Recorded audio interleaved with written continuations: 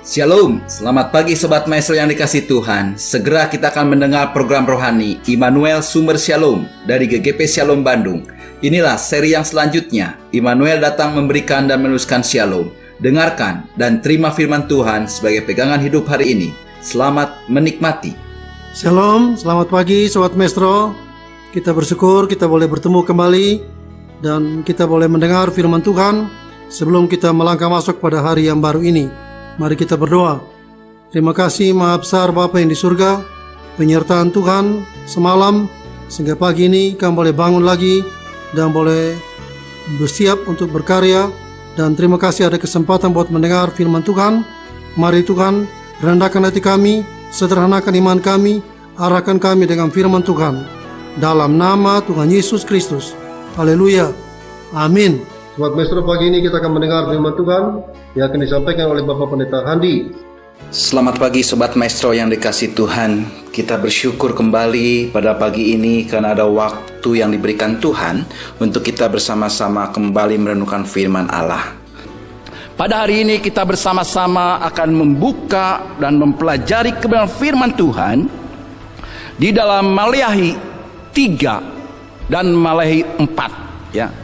Kita akan mempelajari dua pasal, yaitu Maleakhi 3 dan Maleakhi 4. Tetapi pada kesempatan kali ini saya akan bacakan di dalam Maleakhi 3 ayat 2 saja. Firman Tuhan berkata seperti ini di dalam Maleakhi 3 ayat 2. Siapakah yang dapat tahan akan hari kedatangannya? Dan siapakah yang dapat berdiri apabila ia menampakkan diri? Sebab ia seperti api tukang pemurni logam dan seperti sabun tukang penatu. Amin. Bapak Ibu Saudara yang dikasihi Tuhan Yesus Kristus, kita patut bersyukur di mana pada hari ini Bapak Ibu Saudara dan saya masih bisa diberi kesempatan oleh Tuhan untuk beribadah. Kita patut bersyukur pada hari ini juga kita diberi kesempatan untuk kembali mendengarkan sebagian daripada firman Tuhan. Firman Tuhan pada pagi ini berjudul, siapakah yang dapat hidup, bertahan, dan berdiri di hadapan Mesias? Ini merupakan satu pertanyaan. Ini merupakan sesuatu yang ditanyakan kepada Bapak Ibu Saudara dan saya. Dan ini juga terjadi di dalam kehidupan bangsa Israel pada waktu itu. Agaknya banyak orang Israel pada waktu itu salah sangka. Mereka tidak siap menyambut kedatangan Mesias. Mereka, yaitu bangsa Israel, merindukan kemerdekaan. Mereka merindukan kelepasan daripada penderitaan. Mereka merindukan berkat-berkat daripada Tuhan. Tapi mereka tanpa pertobatan. Sebenarnya kalau kita teliti baik-baik, firman Tuhan mengingatkan kepada kita semua, hanya Tuhan Yesuslah pengharapan segala bangsa. Hanya Tuhan Yesus Kristuslah pengharapan dunia ini. Pertanyaannya adalah, sudah siapkah kita menyambut kedatangannya? Sudah siapkah saudara dan saya menyambut kedatangannya? Kalau ada di antara kita yang berkata, saya sudah siap dan saya sudah percaya dan terima Yesus sebagai Tuhan dan Juru Selamat pribadi. Pertanyaannya berikutnya, apakah Bapak Ibu telah menikmati persekutuan yang indah bersama dengan Tuhan? Disinilah kunci keberhasilan. Disinilah kunci kemenangan dalam hidup ini. Begitu banyak masalah, begitu banyak persoalan yang terjadi, yang dialami dan dirasakan oleh saudara dan saya. Kita harus tahu siapa Mesias itu. Apa yang telah dilakukan oleh Mesias? Apa yang telah dikerjakan Mesias yang sudah dan yang akan dilakukan? Dan kalau Bapak Ibu Saudara ingin mendapat kemenangan, apa yang harus kita perbuat? Itu beberapa pertanyaan yang akan kita renungkan bersama pada hari ini. Kalau kita baca baik-baik di dalam Melayu 3 dan Melayu 4, di sana ada beberapa hal yang indah yang kita akan renungkan bersama pada hari ini. Yang pertama, Tuhan telah mengirim perintis menyediakan jalan. Tuhan telah mengirim perintis untuk menyediakan jalan bagi manusia. Sebelum Yesus lahir, sebelum juru selamat datang, para nabi telah menubuatkan. Para nabi telah diutus oleh Bapa.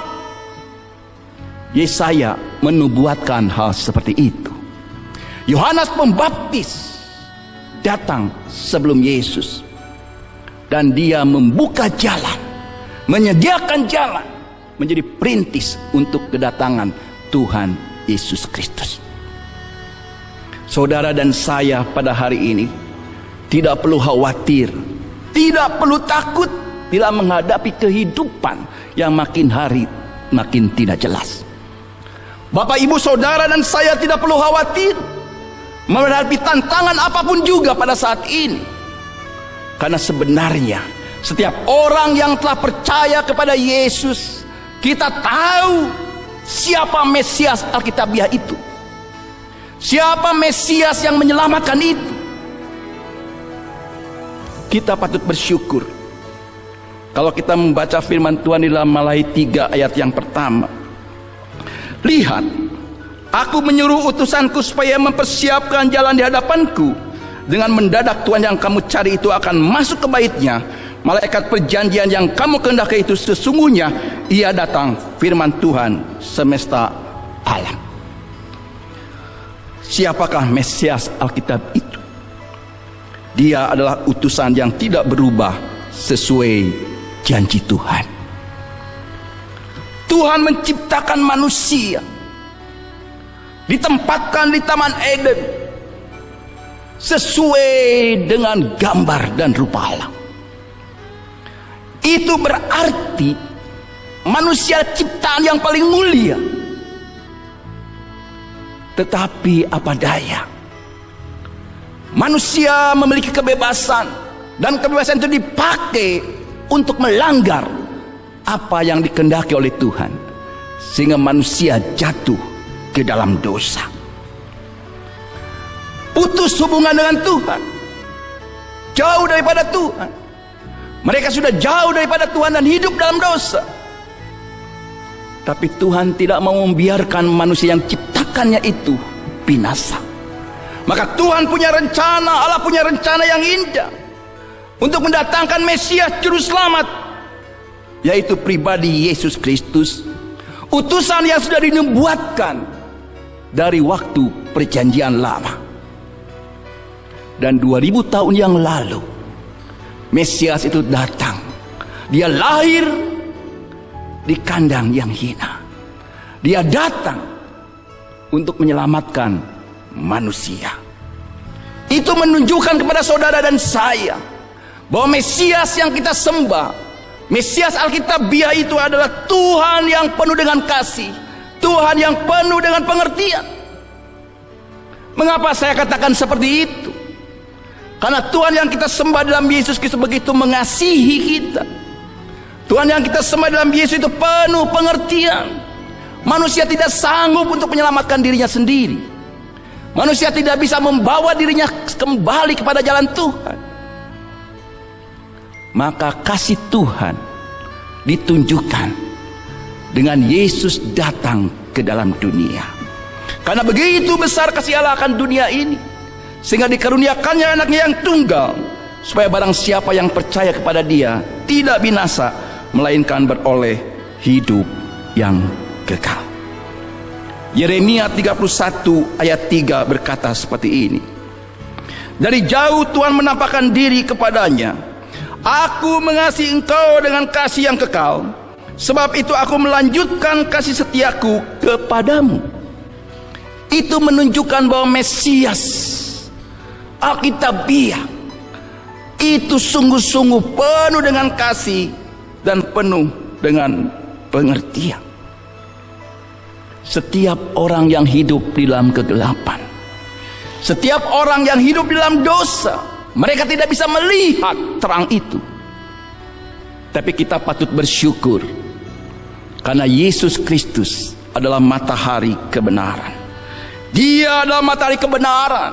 Dialah terang yang bisa mengusir kegelapan, yang bisa membawa manusia yang dalam kegelapan kepada terangnya yang ajaib.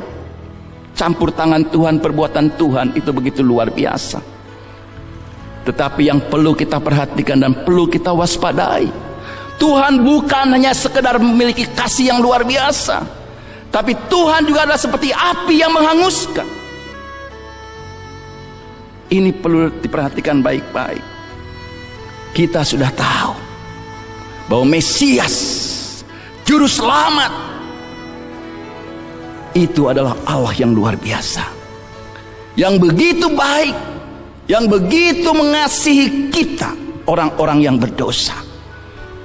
Siapapun saudara, apapun status saudara, apapun keadaan saudara pada hari ini, yakin dan percayalah, karena Mesias telah banyak melakukan mujizat.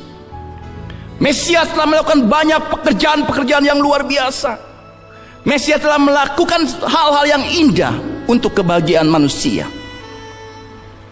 Pertanyaannya adalah, apa yang akan dan sudah dilakukan oleh Mesias?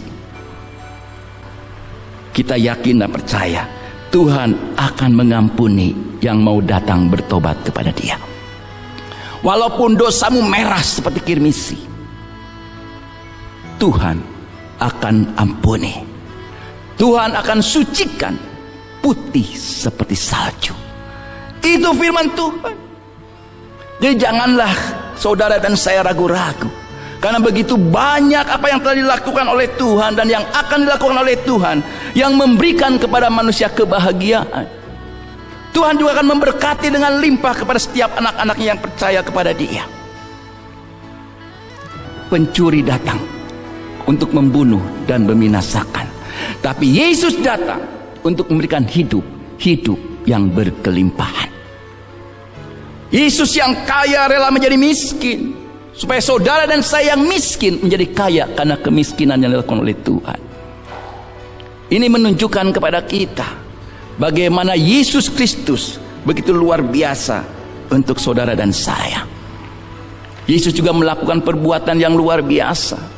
Waktu murid-muridnya pergi menginjil, murid-muridnya datang kepada Yesus, dan Yesus bertanya, apa yang telah engkau alami? Murid-muridnya berkata, aku telah mengusir setan, aku telah melakukan hal-hal yang luar biasa. Tapi apa yang dikatakan oleh Tuhan, ini yang luar biasa. Dalam Lukas 10 ayat 20, namun demikian janganlah bersukacita karena roh-roh itu takluk kepadamu, tetapi bersukacitalah karena namamu ada terdaftar di sorga. Tuhan membuka buku sorga, mencatat apa yang telah engkau perbuat. Tuhan juga saat ini memproses saudara. Saudara dan saya adalah seperti batu permata yang selalu diproses, dipoles oleh Tuhan, supaya makin hari serupa seperti Kristus. Sadarkah kita, di dalam pengiringan kita kepada Tuhan tidak selalu berjalan dengan mulus. Kadang-kadang ada hambatan, kadang-kadang ada tantangan, kadang-kadang ada kesulitan yang terjadi di hadapan kita. Seringkali kita mengeluh, Tuhan, aku sudah setia kepada Engkau, aku sudah rajin melayani Tuhan, aku telah berkorban banyak untuk Tuhan, aku donatur gereja yang paling besar, tapi kenapa aku punya masalah seperti ini? Tetapi marilah kita bertanya kepada Tuhan. Kalau pada waktu kita punya persoalan, kita tanya kepada Tuhan, rencana apa lagi Tuhan yang Engkau perbuat untuk saya? Rencana indah apa lagi Tuhan yang sedang Engkau proses dalam kehidupan saya? Sehingga suatu kali kelak kita akan melihat bahwa proses Tuhan itu begitu indah untuk membuat saudara dan saya lebih berarti dan lebih bermakna. Tuhan juga memerdekakan saudara dan saya dengan sukacita. Tuhan telah memerdekakan saudara, tapi jangan sampai kemerdekaan yang diberikan Tuhan dipakai seenaknya oleh saudara dan saya. Saudara boleh melakukan apa saja, karena saudara telah dimerdekakan oleh Tuhan. Tapi jangan sampai kemerdekaan yang dilakukan dan diberikan Tuhan kepada kita pergunakan dengan semau kita. Manfaatkan kemerdekaan yang Tuhan berikan dengan kembalikan semua kepada Tuhan. Kembalikan semua kepada Yesus, karena dialah satu-satu yang harus menerima kemuliaan, kebesaran dari apa yang kita lakukan. Tuhan Yesus Kristus telah melakukan dan terus melakukan dan akan melakukan perbuatan-perbuatan yang luar biasa, di mana Tuhan juga akan membawa kesembuhan. Pada waktu engkau sedang mengalami sakit penyakit, waktu engkau sedang mengalami tantangan-tantangan yang berat, kata dokter tidak mungkin engkau mengalami kesembuhan, tidak mungkin engkau mengalami pemulihan, tidak mungkin engkau akan disembuhkan. Tapi kita yakin dan percaya, kalau kita membaca firman Tuhan di dalam Matius 4 ayat yang kedua, tetapi kamu yang takut akan namaku, bagimu akan terbit surya kebenaran dengan kesembuhan pada sayapnya. Kamu akan keluar dan berjingkrak-jingkrak seperti anak lembu lepas kandang. Ini menunjukkan kebahagiaan dan sukacita yang luar biasa, karena Tuhan menjamin ada kesembuhan, karena Tuhan menjamin ada pemulihan bagi orang-orang yang percaya kepada Tuhan.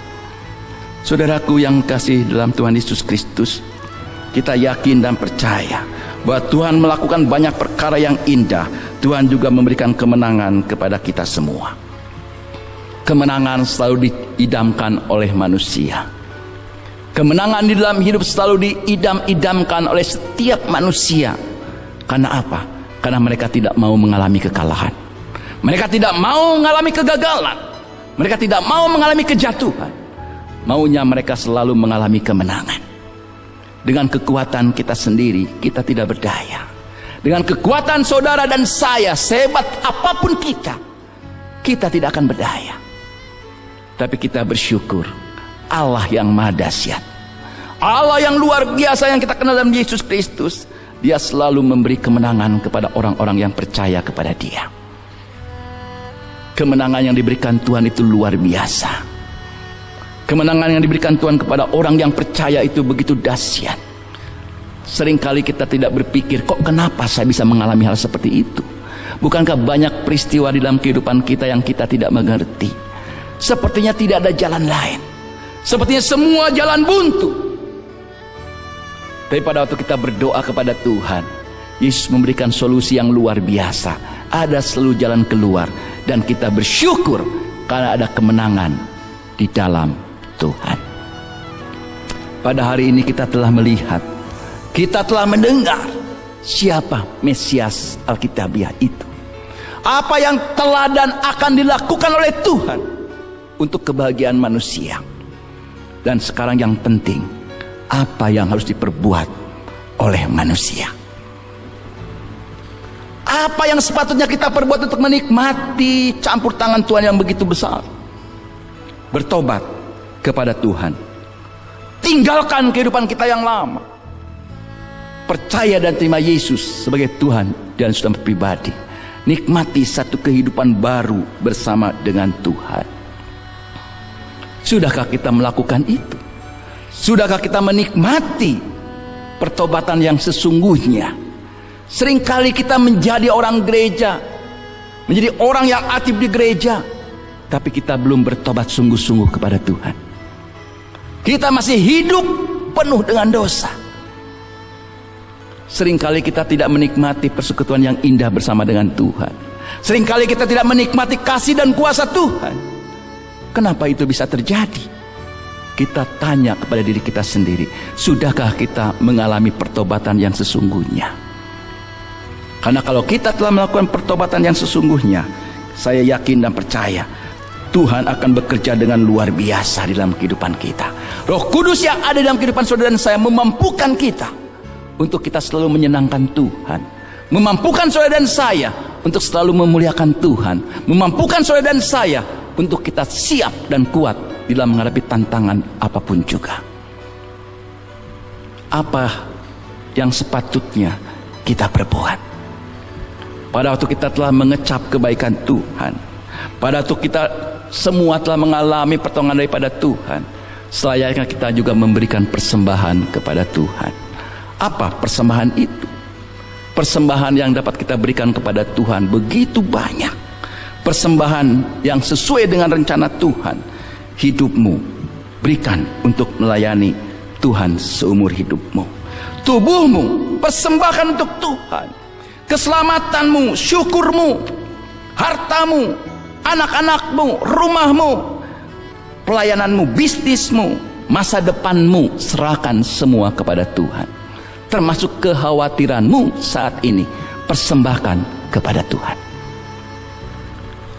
Jangan sampai setiap masa yang kita hadapi kita pendam sendirian. Persembahkan itu kepada Tuhan. Saya yakin dan percaya Tuhan akan menolong kepada kita.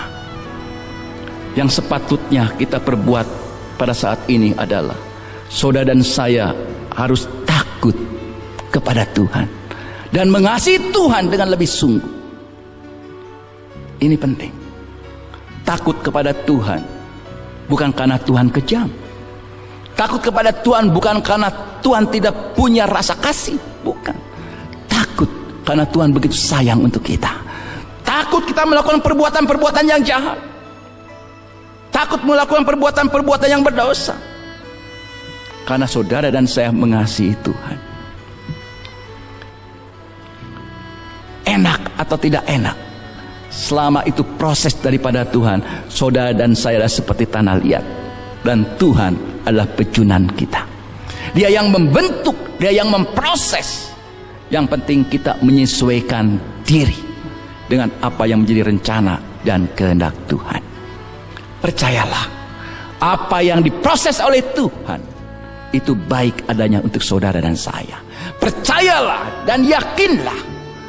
Mungkin kelihatannya pahit pada waktu itu, tapi di balik kepahitan itu akan ada sesuatu yang manis yang akan dinikmati untuk kebahagiaan dan damai sejahtera untuk saudara dan saya. Yang terakhir, apa yang sepatutnya kita berbuat pada waktu kita sudah mengenal siapa itu Mesias. Setelah kita tahu apa yang telah dilakukan oleh Mesias, taat firman Tuhan tanpa syarat. Saatnya untuk kita selalu merenungkan firman Tuhan. Saatnya untuk saudara dan saya bercermin terus kepada firman Allah. Karena apa? Situasi saat ini banyak berita-berita yang menakutkan. Banyak informasi-informasi yang membuat iman kita menjadi gentar. Ada berita yang membuat kita bertanya-tanya, di manakah Tuhan? Kok Tuhan membiarkan gerejanya dirusak? Kok Tuhan membiarkan gerejanya dibakar? Kok Tuhan membiarkan anak-anaknya dibinasakan? Banyak kekhawatiran yang muncul. Informasi yang ada di sekitar kita begitu macam. Kita tidak sanggup untuk mensensornya. Kita tidak berdaya untuk menahannya. Tapi kita punya filter yang luar biasa. Kita punya kekuatan yang luar biasa. Kita bisa bercermin terus kepada firman Tuhan. Taat firman Tuhan tanpa syarat. Kita percaya semua rindu Mesias. Semua rindu kedatangan Mesias. Tetapi pertanyaannya, siapkah kita menyambut Mesias? Semua tidak belayak. Saudara dan saya sebenarnya tidak belayak. Tapi kita bersyukur inisiatif daripada Tuhan. Inisiatif daripada Bapa yang begitu baik. Yesus datang ke dalam dunia. Datang kepada Tuhan dengan kerendahan hati. Andalkan kasih Tuhan yang begitu ajaib untuk kebahagiaan dan sukacita akan dialami oleh kita semua. Amin. Mari kita berdoa. Terima kasih Maha Besar Bapa yang di surga. Tuhan telah berbicara, Tuhan telah berfirman. Biarlah Tuhan juga yang menyempurnakan, meneguhkan dan membenarkan setiap firman yang telah kami dengar pada pagi hari ini. dan Tuhan sendiri juga yang memimpin kami dalam seluruh kegiatan kami pada hari ini. Tuhan memberkati semua yang telah mendengar pada pagi hari ini. Yang sakit Tuhan sembuhkan, yang lemah Tuhan kuatkan, yang ragu-ragu Tuhan mantapkan. Ada masalah-masalah dalam rumah tangga, dalam usaha dan pekerjaan, Tuhan pimpin keluar yang satu kemenangan. Tuhan memberkati juga Radio Maestro dengan segala pergumulannya, sehingga melalui radio ini nama Tuhan boleh dipermuliakan. Dalam nama Tuhan Yesus Kristus. Haleluya. Amin. Kita telah mendengarkan firman Tuhan yang berkuasa, meneguhkan, menyegarkan, bahkan memulihkan kita. Kalau saudara ingin pelayanan konsultasi lebih lanjut, saudara bisa menghubungi GGP Shalom, Jalan Semar nomor 36 Bandung, telepon 6012-604. Saudara-saudara yang belum mengambil keputusan di mana saudara akan hidup berjemaat, saudara dan keluarga bisa berbakti bersama kami pada hari Minggu, jam 7, jam 9 pagi, dan setengah 5 sore. Kami mengundang dan menanti saudara sampai bertemu kembali pada waktu dan gelombang yang sama. Tuhan memberkati.